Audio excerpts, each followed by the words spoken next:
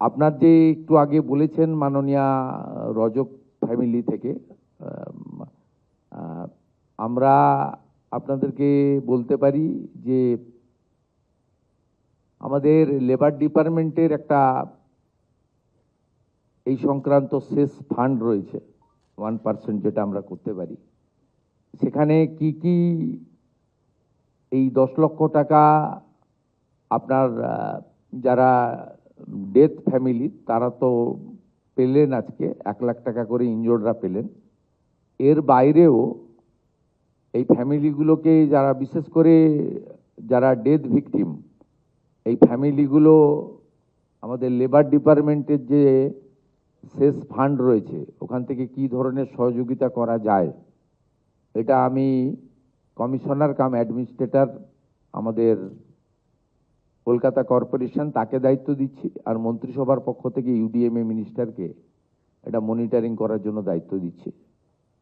মাননীয়া অগ্নিমিত্রা পাল মহোদয়া cabinet minister, মাননীয় Shrimati Smita Pandey is এই বিষয়টা দেখবেন। দেখে চিফ সেক্রেটারির মাধ্যমে আমার কাছে প্রপোজাল আসবে।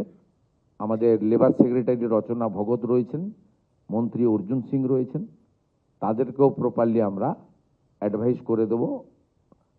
আপনাদেরকে আমরা এই বিষয়টা মাননীয় স্মিতা পান্ডে মহোদয়া তিনি আপনাদেরকে জানিয়ে দেবেন আগামী 7-10 দিনের মধ্যে অপরচুনিটি কি রয়েছে আর আমরা কি করতে পারি। অনারেবল সিএস আমাকে বললেন যে অপরচুনিটি আছে, আমরা কিছু করতে পারবো, এদের মাসে মাসে কিছু হেল্প করতে পারবো। এর বাইরেও যে সমস্ত ডেথ ফ্যামিলি রয়েছে তাদের বাচ্চারা যদি পড়াশোনার বিষয়ে কিছু সাহায্য মানে চান, হোস্টেলে রেখে করতে চান বা অন্য জায়গায় করতে চান যেখানে গভর্নমেন্ট অ্যাকোমোডেশন আছে, এটাও আপনারা মাননীয় কমিশনারকে অথবা কলকাতা পুলিশের মাধ্যমে আমাদের জানাবেন, আমরা করব। আমি কলকাতা কর্পোরেশনকে বলবো ওনাদের যে ডেলি কাজগুলো হয় তাতে এই 15-16টা ফ্যামিলি যারা বিহার বা ইত্যাদি আছে তাদের পক্ষে সম্ভব নয়। কলকাতা বা অ্যাডজয়নিং এলাকাতে যদি এই ফ্যামিলিগুলো যারা থাকেন তারা যদি আপনাদের বিভিন্ন ধরনের কাজ হয়, সেই কাজে যদি এদের ফ্যামিলির কোনো লোক সক্ষম থাকে বা করতে চায়, ইনক্লুড করা। আমি কলকাতা পুলিশকেও বলবো তাদের এলাকায় যে সমস্ত ব্যক্তির ফ্যামিলি ঘটেছে তাদের ক্ষেত্রেও কলকাতা পুলিশ থেকেও যেন তাদের পরিবারের সঙ্গে লোকাল থানায় একটু যোগাযোগ রাখেন, কোনো সহযোগিতা লাগলে করেন।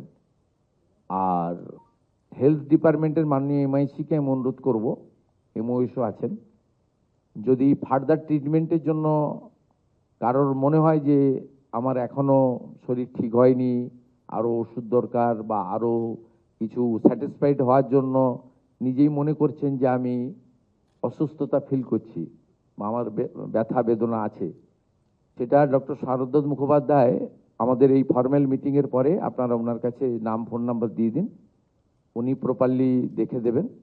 এবং যতদিন আপনাদের ওষুধ দরকার বাড়িতে থাকলেও কমপ্লিটলি ওষুধ আমরা প্রোভাইড করব আমাদের স্টেট গভর্নমেন্টের পক্ষ থেকে।